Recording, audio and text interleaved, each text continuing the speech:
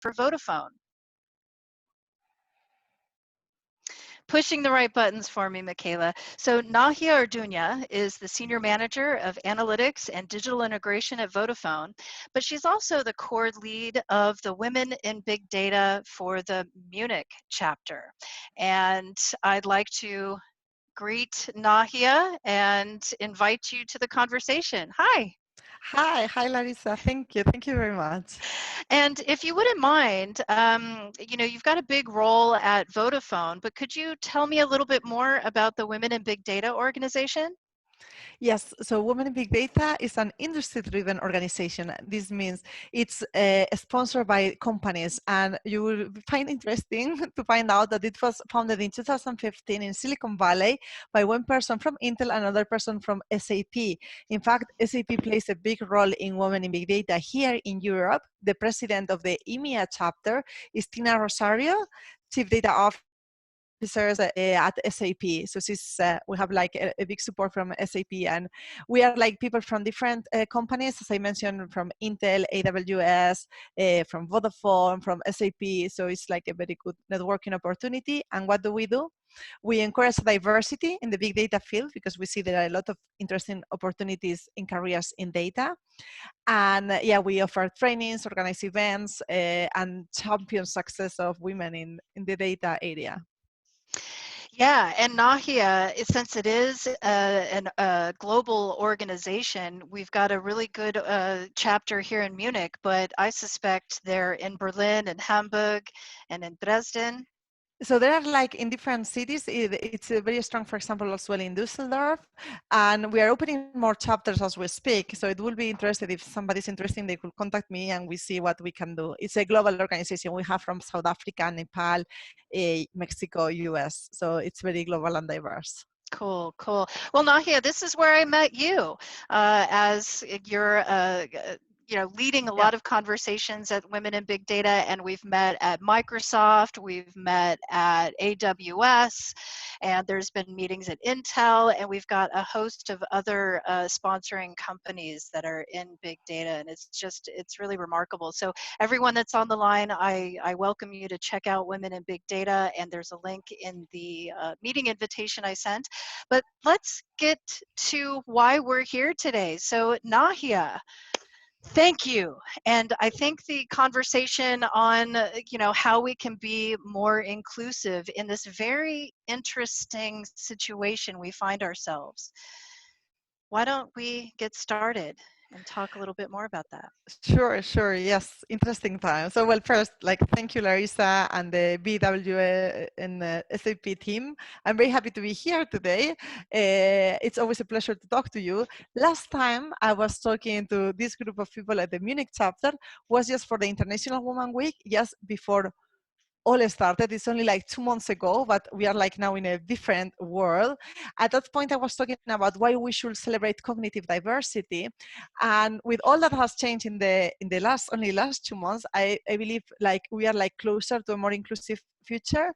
So what I want to talk today about is like, well, first, like share the new needs that this new reality has brought us, why this future is going to be like more inclusive, and third and very important, what does it mean for each of you? What are the opportunities you can find in this new feature, and what are you going to do about it? So this is going to be like the topic we are going to cover today. By the way, I'm super proud. I also have the t-shirt. I don't know, I am not seeing myself right now, but you can see I'm also with the t-shirt. So I'm all full for the SAP Business Women Network. So yeah, let's start then. So I'm going to talk a bit about me first. So just like a brief introduction, like what is my background? So my background is engineering. I studied, well, I'm originally from Spain and living in Germany since 2011. And my background originally like engineering, like telecommunications, like networking and so on. And then I've been always very passionate about learning more and studying more. So it was during my MBA, like I finished it like 3 years ago, that I wrote a thesis about how big data can help the organization. And then I became closer to this topic of data and AI. And I could kind of like reinvented myself. I've been in Vodafone since 2012. But I had some roles as like solution architect, more about unified communications area. And I reinvented myself, and it helped me to grow in Vodafone to get a management position, because this world of analytics and digital integration brings a lot of opportunities. So then I thought, okay, how can I share this information? How can I help the people also to grow themselves? Because there is a lot of position, a lot of opportunities there. And also there are not so many women. So I thought, like, if I join my efforts with more people, we can build it like more inclusivity. And that's why I joined the Women in Big Data that I talked before. And this has given me a lot of opportunities. And one of them is to meet like Larissa, Michaela, Rosemary, and so on, and be here with you today. So because of that, we organize a lot of events, and I also have become more a speaker of topics. I talk about the future of work, and of course about big data and AI and so on. I had the opportunity to be writing for the World Economic Forum agenda about cognitive diversity, neurodiversity, lifelong learning, and so on. And also like got a possibility to, I was being interviewed for Forbes and so on. So you can follow me, and I have like a website. We can talk later more about it, but just to give a bit of background, like who I am and why I'm here today. So I want to first start like talking about disruption, right? What is happening now? How has the world changed and our mindset changed so much? I remember when I was for the International Women Week meeting Larissa, I was telling you, yeah, it's a mess, but next week I have some holidays in Spain. I will be there. I will try not to approach the people. And it was precisely in 1 week when everything changed. Of course, I didn't have the holidays in Spain. And I learned that my kids will be at home for 5 weeks. And I thought 5 weeks, and in the end it's been like forever and so on. So in the beginning, the feeling when it's any disruption is like a bit of caution, and you feel like, oh my God, I'm going to see what happens now. How can I deal with it? I also have the first this feeling of like, okay, where I'm jumping now into, what can I do about it? And the third reaction is like, okay, I'm going to start like experimenting a bit to see what's works for me and what's works not for me. And I think that all these, I had them in the beginning, like it was like in March, in the beginning of April, like thinking like, okay, what is happening right now, and what can I do about it? The disruptions are actually good. They accelerate changes. The disruptions also help us to prove new hypotheses, and also help us to become like a new habits. If you know, like the time to become a new habit, it's supposed to be like 66 days, like some researchers found out like in 2009. So actually we are almost like 2 months, and I have to say that I feel now more quite used to my new life. And because it's not over yet, what we should now reflect is like all that we are changing, the new ways of working are going to become habits in the future. And this is going to bring like a new way of working, but also like a new society, like a new world. There have been like disruptions and big changes across the whole our history. But if I think of some disruptions that I remember, I lived them because we're like in this century. We can think, for example, of the terrorist attacks that we had in the 11th of September, like how it changed the safety on the airplane and so on. So for us now, it's very normal that we know we cannot bring so many liquids. We have to pass through the security check. It's normal. It's our routine. We don't challenge it anymore. While at that point was a bit shocked, like how are you going to be like measuring the liquids that the people bring into the luggage? I also remember like leaving the ban on smoking. I mean, at some point there were people like smoking in the middle of the office, smoking everywhere. And it was a shock when there was this ban on smoking, but now it will be like, you could not imagine like somebody, like suddenly lighting a cigarette in the middle of the, of the office. It would be like very weird. Well, at some point I remember like when I was like a kid, when I was going to the doctor, my own doctor was smoking in front of me. So we really change. There are things that make us change. And another one is, for example, the Me Too movement. The Me Too is from 2016. And this movement has changed behaviors and things that were happening in 2010 and this kind of comments will not work now. So actually, we have seen in the last recent years like some changes on in the mindset of the people. So this one that is like a very big disruption because it's so fast as well and it's like so worldwide, it's going to bring new behaviors. So the life as we know it now, that we are used to working very close together, or we are used to traveling together, or we are used to having fun and going out like together, this is all going to change. And the big disruption that we have today is that we have been asked, world, you have to stay home. And this has like changed a lot of areas, but and it's of course like a big moment for the history, and it's a big disruption for our businesses. It's bringing us a lot of change, and this change has brought us like three big needs, which is what I'm going to talk about now. I'm going to be telling you about the different needs that we have like in business now and how this is bringing more inclusivity. But what is also important from me is to hear your views. So I will be asking after each of the needs to hear your views, because I'm a believer that like people different have different ideas and we should listen to each other, and then we can even get more ideas when we are like together.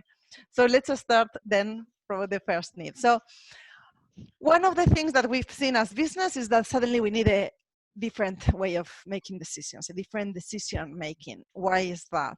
Well, more than ever, we need the decisions to be fast. I'm not sure like how is the life for you at SAP, but we have like usually like processes, and sometimes like it takes time because it needs some governance. But here there has been like a new scenario, and we needed to make different decisions. And to make different decisions, like more people in the organization or in the business need to make themselves the decisions, because we cannot just rely like the big boss makes the decisions for everybody, because they will create bottlenecks and it will make us slower. So we need to make faster decisions. The second is that we need like new perspectives. We need to think different ways where we could go, and yeah, look for different like opportunities everywhere. And for that, we also need different ideas, so more ideas. And of course, yeah, the last one is like my area that is like data. We need more than ever. The data has now like a much bigger volume. So for the people that were with me in Munich in the International Women Week, I brought there a game. I was bringing like a box for eggs, and I was asking, what would you do with it? And the people, based on their experience, they were sharing some ideas. One was saying, with this I can build a duck for the Easter and put some eggs on it. Other was saying like, okay, I can like put like golf balls. I could make some plants there. So when we see like one situation, the different minds become to the different problems. And when we have like people that always think similar, because all the people in the room has this same background, it will in the end become like a very similar idea. So having inclusivity while taking decisions, it actually helps the decisions to make faster, because we see faster like different points of view.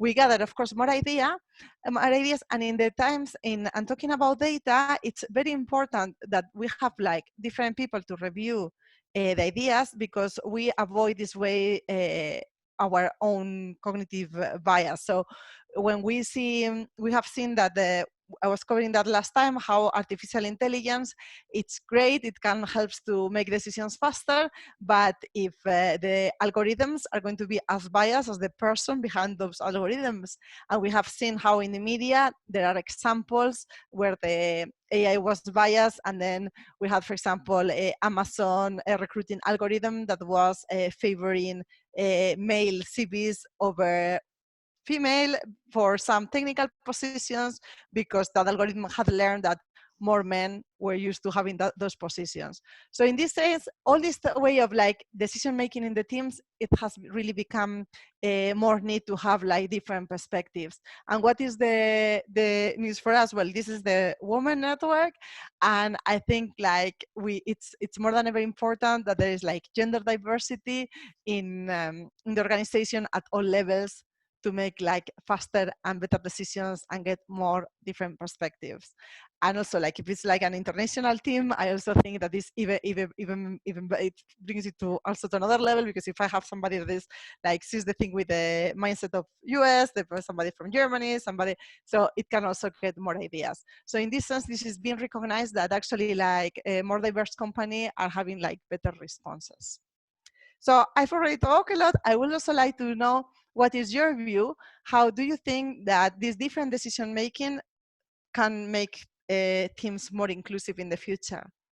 For that, I want you to move to Menti. So I have here the Menti. I'm going to start the presentation right now. So if you all could now go to menti.com and use this code in the screen, 533143, you can use it in your browser and start typing in questions about how do you see that this is going to be more diverse. Yeah.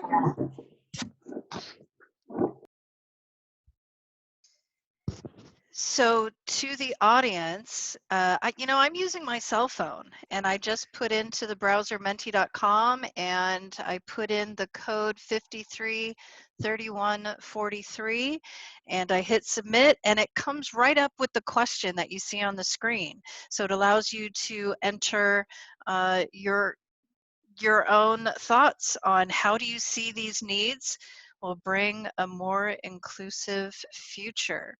So Nahia, why don't you start us off? I know that you don't want to really influence us, but give us an idea of maybe some of the things that you've seen on your travels. So I've seen that, for example, we need that the teams like are more diverse, and for that I mean like we have been cooperating more between countries in Vodafone as an international organization, and getting the experience from some countries to make it faster for others.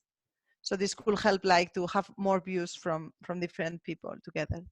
So exactly, so different news needed, more opportunities for minorities in leadership positions is a very good point. It's proven that like diverse teams need to be more are more inclusive and get faster decisions.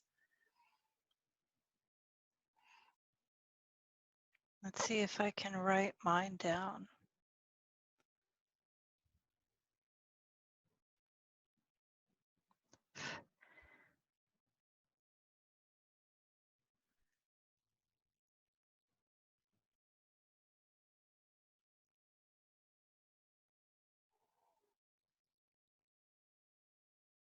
Building awareness of diversity and to pay attention to it. Exactly. So this could be like a situation where like we are like building more awareness of what is happening of diversity, and it could be that the companies realize it's important, so they can like bring more awareness campaigns, because it's really been proven that the people who are like more open-minded and diverse are getting like faster results. So that's very good. We will be able to have even more different perspectives as person's background or cultural influences how they make decisions. So a more diverse perspective is taken into consideration when coming to a decision that we will not without diversity. That's true. So we will get like better ideas. More inclusive ideas will bring better solutions that include more people. Exactly, I love it. Yeah. I think there could be like more initiatives in the companies to bring this awareness. The needs might make more obvious to leaders that a non-diverse team won't be able to envision solutions to scenarios that they have never been to. Exactly. That's what I think as well, that it's like for the people like that, they have to make the decisions for our like higher leaders. They really need to get like more perspectives faster.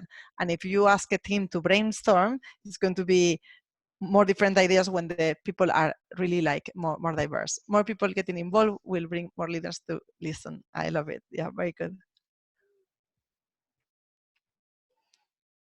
I think you can keep the ideas coming, and then I could go to the next one, right? Because we are don't close the Menti, because we are going. I'm going to come to this one after I talk about the next need. Yeah, I got to tell you, I'm using Yeah. my cell phone and I'm having trouble typing a lot. Yeah, so it's I just, haven't learned how to type like this. I'm still kind of important typing to with set one finger. control But from. please continue. So I continue. Keep this open because I'm going to be presenting more needs, and I would really like to have more inputs and more ideas about how you see that.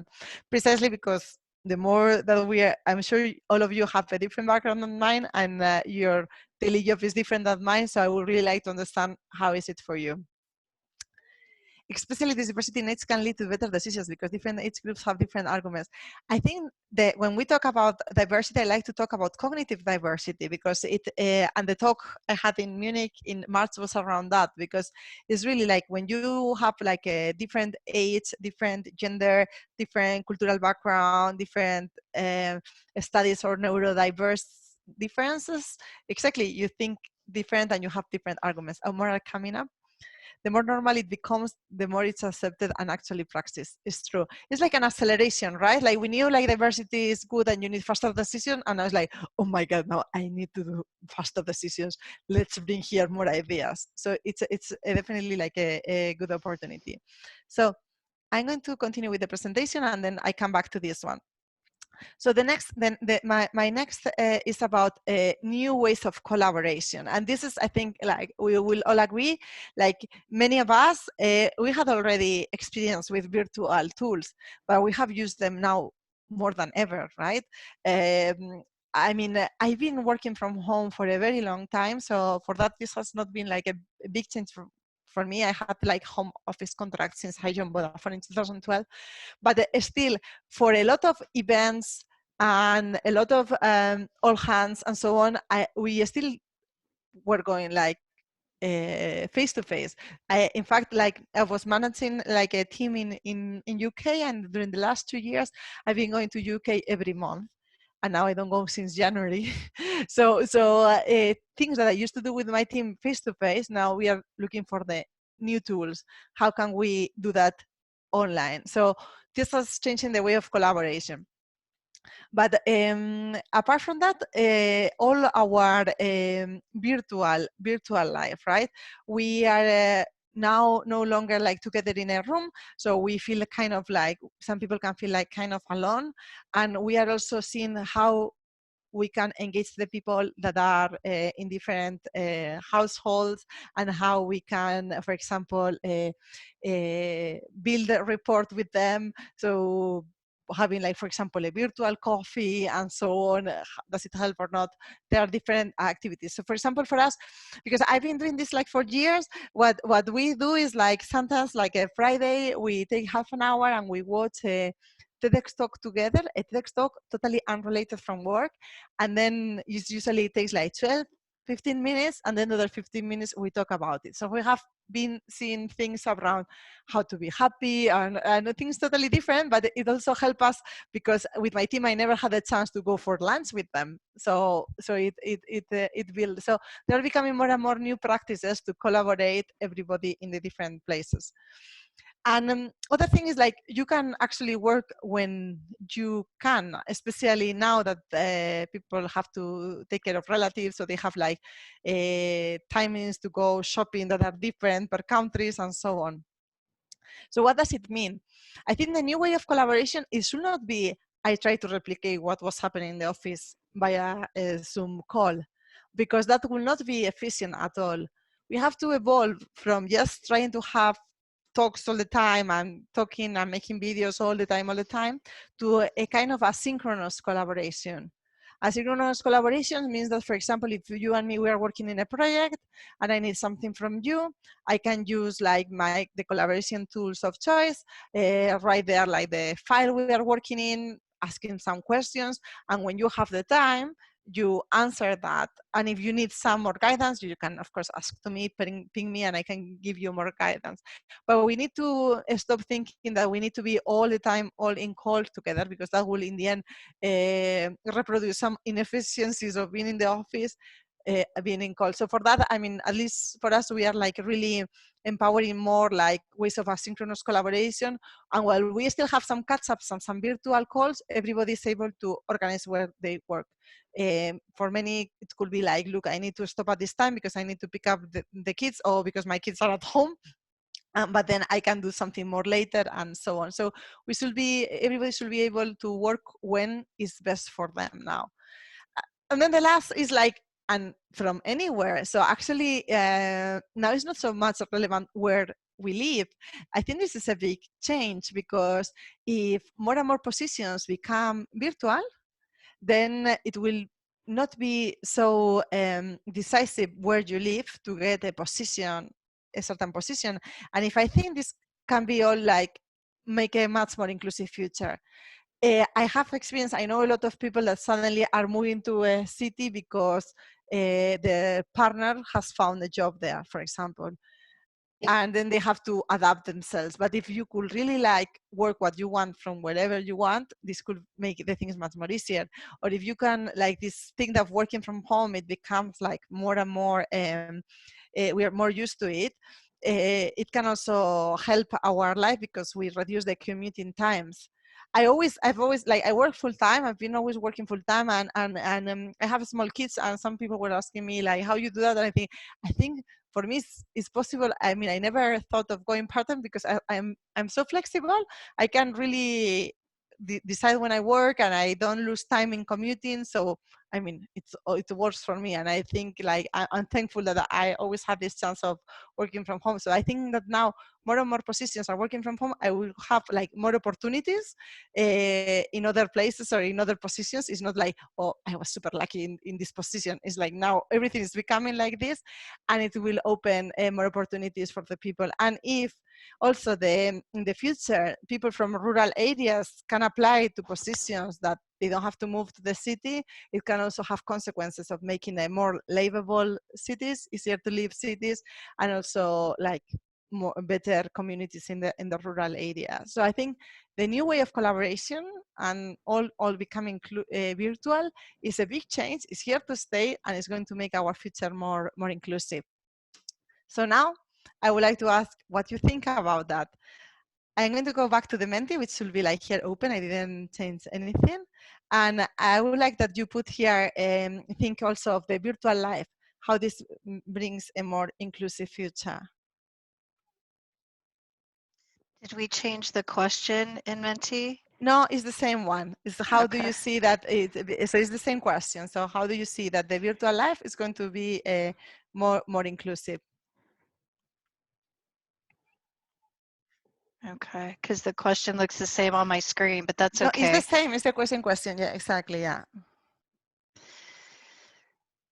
So the question is can you repeat what the question is? Because So the question is, how do you see that the new ways of collaborations can bring a more inclusive future? So how do you see that working virtually can help you? For example, you can like reduce your commuting time, and then you can this way, work at different hours or be more efficient. Or for example, being virtual, it can also let you do jobs that you didn't think you could because you were based in an office. Exactly, more flexibility.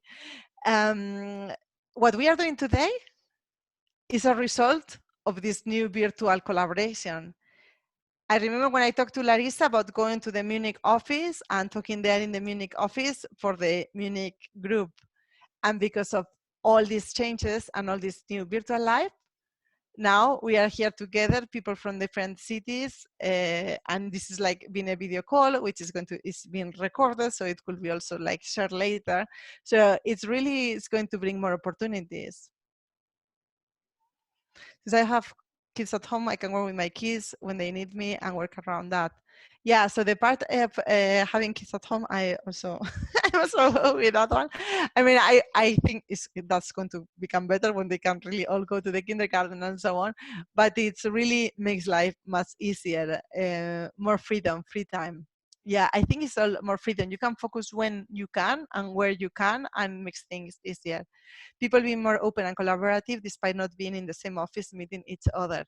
Yeah, in my case, I can share that because I was like based in Germany with the team in UK. Many times I was not there in the office, and I was like the person in the video screen, while some people were meeting face to face. While now I feel everything is more inclusive because we are all anyway at home, so that makes the things easier. If it can be that people are working more than before, yeah, that's something that I have also like been like discussing this in other forums. I think it needs like a way of, you really have to be like strict with yourself. So the fact that you can work from home doesn't mean you can work 24/7. It's more like use it in your advantage. Maybe for some people, for me it works. I do some stuff at night because it's when my kids finally are like sleeping and so on. But also maybe during the day, if I can, I could go for a run or do run some errand. So it all works better for me. It's just like being 9 to 5. It doesn't work exactly now, but I can do more things later, and it works for me. But what you have to think is like, this doesn't mean you have to work all the time. That's of course, yeah. I will touch in that point in my next need. You know what I really appreciate, Nahia, is that I have to share an internet connection with my husband, and it's not always robust enough for both of us to be working online. Okay. So what I really like is being able to take my cell phone and actually go outside and walk Yeah. during my calls. And I got to say that my calls, I don't, for me, I don't often have to share my screen. I have others who are sharing their screen and I can comment on that. But that's one of the only ways that I've been getting out of the house now, because, I don't have to wear my mask as I'm going on a piece of the road that not a whole lot of people are on. I'm getting outside, I'm walking around. I've got this great headset that allows me to do Bluetooth, so I don't have to be connected. And I've actually quite enjoyed that. Yeah, exactly. And this touches my next point that I'm going to talk about, how to build that area. Yeah, one person is saying, I don't like working from home. I miss real people. Believe me, I miss real Yeah. people too. I don't know. I like to talk, and I also like. I miss my business trips, and of course, I miss people in general. But the point here is, I mean, we are not going to be locked at home forever that you cannot see people. It's just like, it's going to let people, we now have the tools and the culture that we can work from home. So when the new future comes, there will be, and it's possible to go to the office, but it's also possible that you accommodate and you can go some days to the office, other days not, or start in the office, work from home in the afternoon. So I really agree. I also miss people, and I also miss traveling. Right, New right. opportunities available in remote teams. If now managers feel more confident about remote work, they'll accept candidates applying from a different state or regions in country regulations. I agree with that. For me, this is a very important point because I've been working in Vodafone, and for all these years, I've been like finding opportunities where it was not a problem. I was based in Germany, and I was like home office and so on. But there were also some opportunities that I liked them, and they needed me to be based in London. And I think that now that anyway, nobody's in the office of London, the management is becoming more aware that actually what I need is talent, different perspectives, no matter where you are. And this can happen like in different companies. So I also agree with that.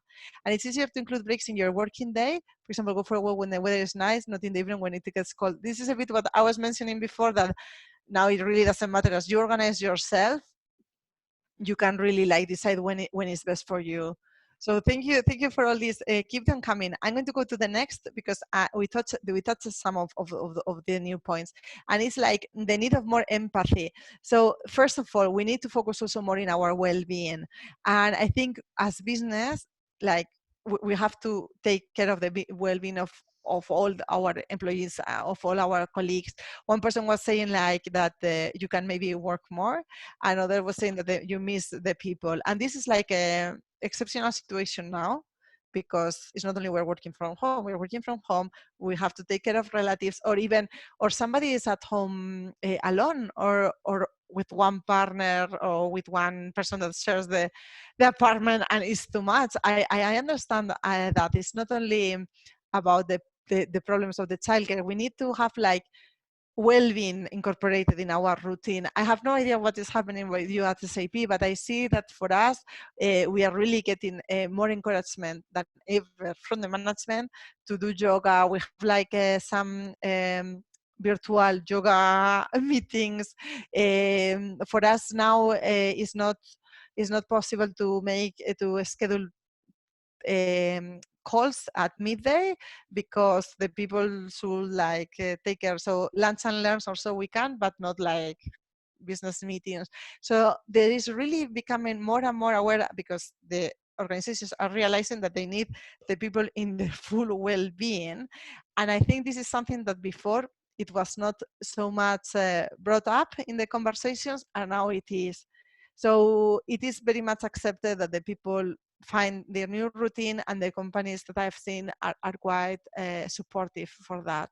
And this, I think, is going to stay. Also, how we have to like take care of relatives, intergenerational support, seeing like how some of our colleagues, they may have some uh, they may be part of this risk group because they have some previous diseases, or and it also gives like a more solidarity feeling. And then also, of course, the past when the people are working and they are at the same time taking care of relatives and so on. I don't know how it's for you, but I've been working with colleagues for years, and in the last 2 months I find out really what's going on with them apart from work. I mean, for some colleagues, I didn't even know, especially for the men, I didn't even know if they had kids or not, or what was happening. And now I got to know them better. I know to know them, what they are doing. We always start the conversations on the meetings like, how are you doing now? What is happening in your region, in your area? Because depending on which country you are, on which region, it's totally different. People are sharing more personal stories, and that's absolutely fine. I remember when I was pregnant, I was told by somebody, never mention your kids at work. Just don't say it. And now it's you're like, look, my kid may interrupt this call. I don't care. And I think these things are going to really change and are going to be like, we're going to be more sensitive when somebody has to take care. And of course now it's a mess, and I recognize it's a mess, and for me it's super hard now. I don't know when I'm going to see my parents. I always assume I'm just 2 hours flight from my family in Spain. It's hard to be with everything at the same time, but in the future that now we are talking about what's going to happen next, I think that all this empathy at business is going to be there to stay. And this is something that of course is going to help us to build a more inclusive future, because we are going to be more aware of the minorities or of the people who need more care. What do you think? Let's go again to the same question in Menti. Tell me, how do you think that this empathy can help? We can understand each other better, we know better our colleagues, and so on.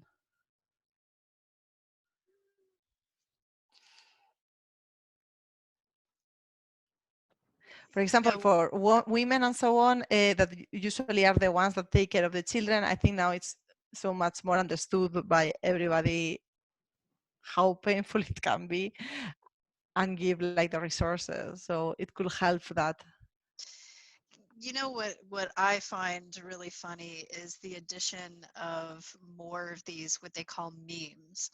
And you know, there's some interesting Twitter things that I've been seeing. For instance, there's a weather person in America who's giving their weather reports from home, and in the background he's got this console, and his cat comes up there and starts grooming himself, and the cat's leg goes up, and people are no longer listening to the weather report. They're looking at the cat and laughing because it's supposed to be a weather report, but here we're watching the cat groom. So we've got now a weatherman that's got a very famous cat, and everyone's wondering what's your cat's name? What's going on? So I think that there's some comedy relief that is bringing forth as, you know, we have our kids come in, or, you know, it just breaks up the monotony of a normal day.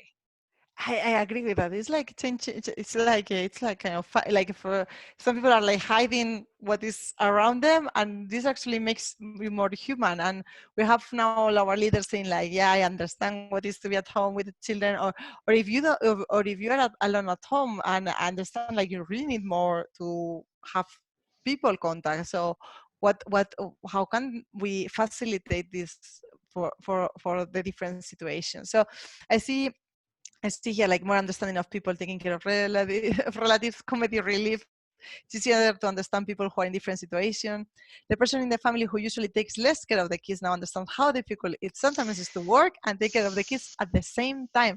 And this is something that one of my colleagues, a man who usually never did, went to go every day going to the office, and the wife was at home. Now he was telling me, "Oh my God, this thing is like it's so much," and I'm like, "Yeah, I know it is like this, isn't it?" Yeah. Yeah, We, we're certainly getting more of a lesson of proper communication. I know for myself, with my son and my husband, they called me the clean fairy because they would leave a room and then come back and go, "Oh my gosh, the clean fairy was here. What happened to my plate? What happened to the everything's so wow. clean?" Yeah, clean fairy has gone home.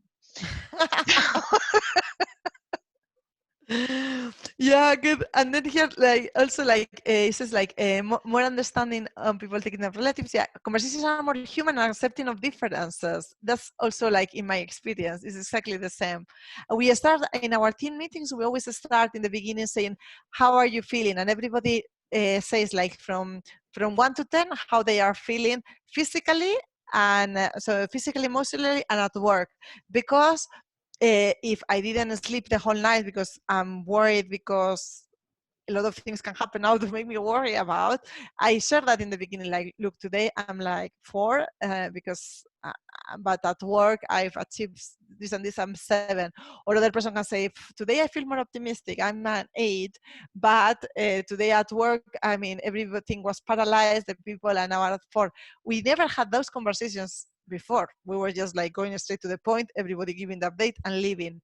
And these conversations make more human, accept differences. We know more about personal life from colleagues. It makes business more human. And I think this, like, also like for the women, it's also something that helps because you feel like like more understood and so on. So it's really like an opportunity. Yeah, and it's really prompted me to be a little bit more honest with Yeah, my husband and my son, and just saying, life has been so easy for you because I worked and I did stuff at home, but now this is a family affair, and it I've is. had to really work on communication, on making it more inclusive at home rather than this fight, so to speak, right? So I've had to really work on my own leadership skills at home. But it's all positive because they see, hey, No, this yeah, is a yeah. team effort. No, for me, my children are 3 and 5 year old, and in the beginning they were like interrupting us all the time because, and now they understood like it's much easier. Like they have their own routine now. Yeah. It has become much easier. While before it was like it's not possible to understand. I love this last one. Like you can see the real people come out like men's birds. It's very cool, but it's true. Like some of I had a for what I'm doing now in a project, and I needed some of my colleagues to send me a video because we are going to put everything together and do a training. And then one guy was telling me like I have a coronavirus haircut. And I thought, yeah, you look good, you look good. I thought, wow, like I mean, I would have never been having this conversation with this guy. So That's so great. My husband has a beard, and he says, it's so hard to wear a face mask because it's not beard friendly. So I he's didn't had know to that. wear like more of a scarf I didn't think that. contraption. I But didn't yeah, think. it was pretty funny to hear that. But yeah, see, Exactly. to see your leaders who have always been clean shaven and wearing With really nice suit. sweaters and things, it's quite nice to see them as real people. Yeah, I'm very thankful for Larissa because when I went for the International Women Day, she gave me one of these t-shirts, and then she asked me, "Do you wear it?" I said, "All the time." It's super good t-shirt. It's perfect for what I'm doing right now. It's all the time. If I had been going to the office or something, maybe I wouldn't have worried. But it's great. It's the perfect outfit, so I like it very much. So, thank you very much for sharing all your thoughts and so on. What I want now is like in these last 10 minutes, it's like that you all like now stop to think a bit, right? Like, how does this new need of decision making help you? How does this new virtual life, this new way of collaboration benefit you somehow? And how does the new empathic business conversation, how do they affect you, right? Um, the reason is because what I want is like you think, okay, the future is going to be more inclusive, or is because they will look people from different backgrounds. So I'm going to do this exercise for me, and you can see like I'm like here Spanish in Germany. I have this background of data engineers. I think like there are going to be like more positions where they want different voices, and in this data world there are not so many people with my cultural or with my gender. So there should be like more and more opportunities for me to do that. I'm also very much, as I said, engaging in talking about the future of work and helping the people to reskill themselves and so on. And I think more than ever, we need to talk about the future of work and reskilling. So I think these topics could actually are trending topics now, and I could really do something about that. Then how does this new way of collaboration benefit you? So I'm here, I have now built my life here in Munich around I have everything, like I have the kindergarten, the school, so I cannot really move much. But now if I want to find new opportunities, I mean, actually there are going to be more virtual opportunities out there because the location does not matter so much. And also it can also help me to see what other people are doing better. So this virtual world, for example, as I said, now today we are like here people from different cities in Germany, and this has helped us a bit in Women in Big Data. The same. We used to do only like local events, but now because we are virtual, we had an event here in Munich, and we were joined by people from South Africa.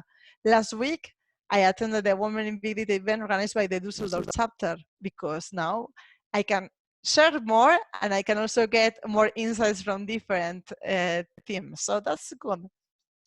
And these conversations, more empathy and so on, in my case, as mother of 2 children, I think it's going to be like much more easier when in the future I have to tell my boss, well, I have here my kid because she's sick at home. I mean, having the kid sick at home for a couple of days in the future is going to be like, it's nothing. What happened like in October that I had to have my kid at home 3 days, and I was thinking, oh my god, how am I going to do that? Now it's going to be like easy. so these are things that the new inclusive future can help me. I would like that you also think how that is going to help you, and secondly, what can you start doing today to shape your role in that new inclusive future? So in my case, for example, like I was thinking as Women in Big Data organization, I think like we can do more worldwide events, we can reach more people. As at work, I am finding that some of the activities and initiatives I was doing with my team, now we're going to do them virtually for everybody in the organization, which is going to give us like much more impact. So that's also very, very positive. And as an individual in my case, and Larissa knows about this, I was thinking like, okay, all I've been doing about rescuing the people, and I have been like in the last 3 weeks, like writing it in a format of an ebook and sharing it in my website so I can help more people reskill. And since people are like at home and it's like something digital, I give like an ebook for free for the people to help them. So I've been thinking like, what are the opportunities now, why this new inclusivity is going to help me, and what I can do about it. And that's what I want that you do now in these last 5 minutes. I would like that, and I'm going for the second question in the Mentimeter here. Let me check. Oh, why I cannot?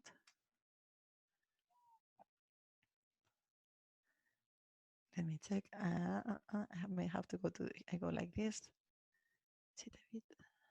So what are the new, is the same code, what are the new opportunities for you? Let me check if it's working in the mobile. What are the new opportunities for you? If you refresh, you should see what are the new opportunities for you. So I would like that you start like thinking and sharing, if you want, which opportunities you think and what are you going to do about it? You know, this is a really great question because, you know, my family and I have been always kind of thinking about, you know, if we could have a side gig, what would it be? Okay. And we picked kids soccer And for the last 5 years that we've been here in Munich, we started with 15 kids and grew to about 120 kids. Every Sunday, we'd go to the Englisher Garden, and we'd have these soccer tournaments. Oh, And wow. it wasn't competitive. It was just a way to have fun, and it grew exponentially. But now that it's ended, we're kind of back to this idea of what would our side gig be? And, you know, it always kind of takes us back to those things. What are we good at? And one of the things that I was thinking is, gosh, my job is customer storyteller. So I wonder what it would be like to read books to kids. Ah, that's very interesting. Right, and just kind of build some things around that. And so I got in touch with our kids Hort, and we've been sharing because it's an international. So we have some German folks doing their story reading, and I'm offering my story reading in English. And my husband, he's really, really good at project management or the future of work, meaning, how do I present myself in my CV and get my foot in the door to have a conversation about getting a new job as an executive for his own office. He's always looking at ways to bring people in on his own team, but now he's starting to give out some of this advice to some of our close friends, and it seems to be well received. And my kid, he just wants to be a YouTube influencer. So this is a really important question to pose. But I see that one of the comments here is, I don't see one, so there's no opportunities. And this is, like I say, really a challenge, because sometimes what we have to offer, is what we go back and what we really love to do. Some people love to cook. Some people collect watches. Some people, have these different things that they like to do. Maybe they're really into Netflix. Have you, maybe thought of maybe sharing some of your likes and dislikes, and trying to influence there? So, it's individual to everybody. Wouldn't you say, Nahia? I agree with that. So I think this is like a very personal question, and it's also normal if you cannot answer in 3 minutes. So I think it's like a reflecting journey. So as I said, like for me, I mean, this thing of like, what do I do apart from work? In my case, is like I like to share my knowledge about data careers and so on, and encourage the people. And that's why I wrote this ebook to help people to find opportunities and how to do it, like within the new digital journey and so on. Because I mean, I believe like there are opportunities for everybody. You just have first to reflect. Like I will advise first, like to look what is happening, what are the trends, where are you going. Then second, think what are your strengths, what are you passionate about, like as you say, like the football, the storytelling, the children, like find something that is for you, because the opportunities for you are not going to be the same for me, because we have different strengths and different background. So find that for you. And then there are a lot of ways now of learning about new things, and also about sharing. In this digital world, we can share much more than to our individual immediate community. So this can really help. So I wish I like to work out more, but motivation is hard. Exactly, same for me. I'm so I'm so I'm feeling a bit guilty with everybody like making a sport at home, because I mean I try a bit, but no, I cannot. I said, okay, this Monday I will try to get a bit more on a diet, but yeah, it's not my strength.